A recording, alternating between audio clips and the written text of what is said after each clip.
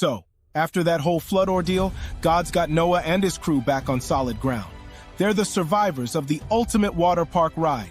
God blesses them and says, y'all better start multiplying and filling up the earth. You're the future of humanity, so go forth and conquer.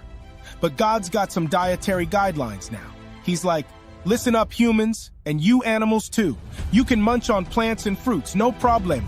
But when it comes to chowing down on animals, you can eat the clean animals, but leave the blood behind. Blood's a no-go. It's like their life force, so don't be drinking it. So, if you were looking for some clean, good-to-go animals, think cows, sheep, goats, and some types of deer and birds. Oh, and don't forget certain fish with scales and fins were in the clear. There were even a few locust species on the menu. On the flip side, there were the no-goes. Pigs and swine were a big no-no, and you wouldn't want to munch on camels either. Plus, things like rats, snakes, and most bugs were on the do-not-eat list. Birds of prey? Forget about it. And God's got some rules about respect, too. He's like, if a human takes another human's life, there's gonna be consequences. Life for a life, eye for an eye, you get the picture. He's not playing. God's all about justice and fairness, so don't be taking lives lightly.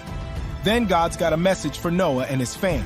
He's like, yo, be fruitful and multiply, cause you're gonna be the start of something big. God's not forgetting about the animals on that ark either. He's like, I'm making a deal with you and the animals. We're gonna keep this earth thing going. I won't be sending another flood to wipe you all out, and I'm putting a rainbow in the sky as a reminder. When you see it, you'll know I'm keeping my promise. God wraps up the convo with Noah, saying, this rainbow's our covenant, our deal. So be cool, live it up, and remember, I've got your back. Now, Noah's got a bunch of sons, Shem, Ham, and Japheth. They're like the OG survivors of the flood. Noah's family starts spreading out and settling in different lands.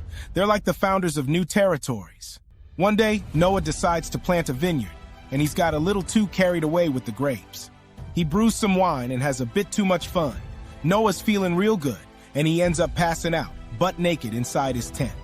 It's not his finest moment. Ham, one of his sons, stumbles upon his dad in this state, and instead of covering him up, he goes and blabs to his brothers, Shem and Japheth.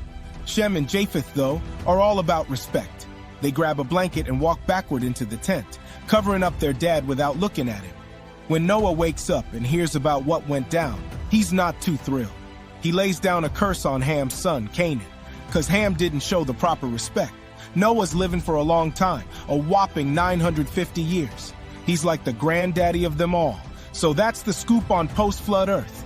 God's making deals and setting guidelines. Noah's brewing some homemade wine, and respect's a big deal in the family.